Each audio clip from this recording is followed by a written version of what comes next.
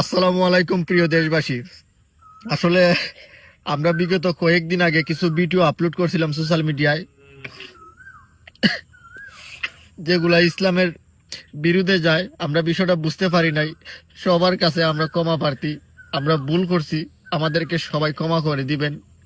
আমরা কথা দিলাম আমাদের দ্বারাতে আর কখনো ইসলাম অবমাননা হয়, দেশের ক্ষতি হয়, সমাজের ক্ষতি হয়, অশ্লীল কোনো ভিডিও আমরা আর জীবনও কোনোদিন করব না। আমাদেরকে সবাই ক্ষমা করে দিবেন। আমরা সবাই পায়ে হাত দিয়া মাফ চাইলাম। আল্লাহও আমরা মাফ করতা, আপনারাও আমরা মাফ করে দিতেন।